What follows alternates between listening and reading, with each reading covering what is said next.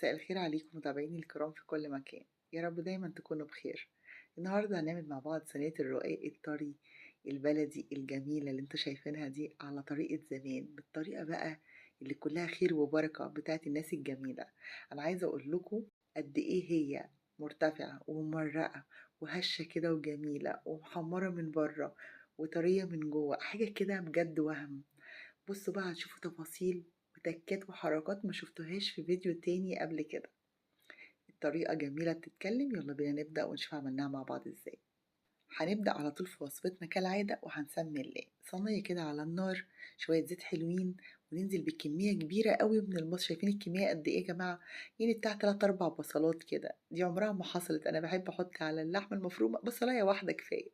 دي بقى أول سر من أسرار نجاح صينية الرقاق البلدي بتاعت زمان الجميلة. كمية البصل لازم تبقى كبيرة قوي، وبننزل عليها بكمية اللحمة اللي هنستخدمها. دي نص كيلو لحمة عشان هتعمل يدوب صينية حلوة كده. بقى لو نزلتي بحتة ليا مفرومة كده مع البصلاية واتحمرت شوية قبل ما تنزلي بكيس اللحمة، أو تتفرم مع اللحمة عادي.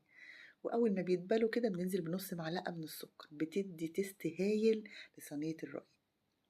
نص معلقة من الفلفل الأسود، والنص كده يبقى نص محترم، يعني كتروا فلفل اسود.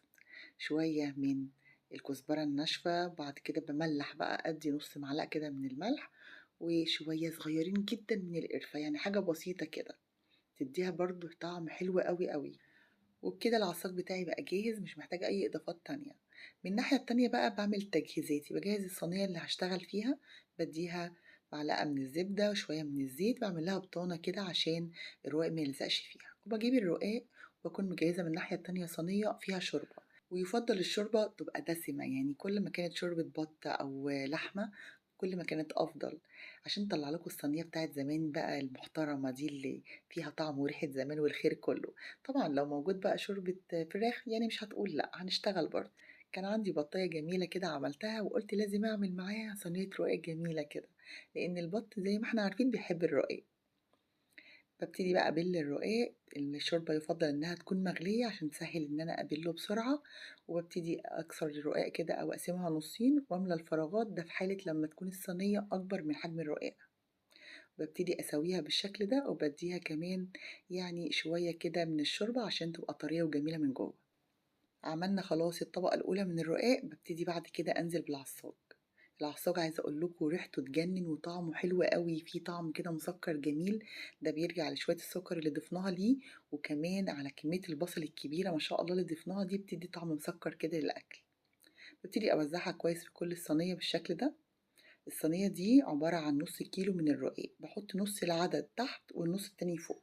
النص كيلو كان عامل 8 رقاقات، حطيت 4 تحت، والأربعة التانية هنحطهم بعد إضافة العصاج. هعمل نفس الطريقة. طبعا لو الشوربة نقصت معاكم أو بردت بنضيف لها كوباية تكون مغلية تاني، أو نحاول إن احنا نسخنها مرة تانية. وأضيف الرقاق. الطبقة التانية عملتها في السريع كده عشان ما اضيعش الوقت، خلاص احنا عرفنا الطريقة مع بعض. بضيف لها حاجة بسيطة كده من الشوربة عشان تطريها شوية. طبعا انا عشان ما سخنش الشوربة تاني وارجع اشتغل، حطيت لها كوباية واحدة مغلية. طبعا ما كانتش كافية ان هي تطري الرقاق، بس ما عندناش اي مشكلة. هعرفكم انكم تحلوها واحنا شغالين ازاي. هو الرقاق حاجة بحاجة اوريدي يبتدي يهدى كده ويتري لوحده، ونبتدي بقى نقطعه التقطيعة اللي احنا عايزينها، يعني مربعات مثلثات زي ما انتوا حابين. وما تقلقوش كل ده هيتعالج ويتداوى لما تستوي. اهم حاجة احنا بنحاول ننظم الطبقة الأخيرة قد ما نقدر عشان الشكل العام يطلع حلو. شوية الشوربة اللي باقيين كانوا تقريبا كوباية، ابتديت ان انا اضيفها عادي لان انا محتاجاه ان الرقاق يطلع طري كده زي بتاع زمان. والوش طبعا ضفناله معلقتين كبار كده من الزبدة او السمن البلدي، ايا كنتي بتفضلي ايه.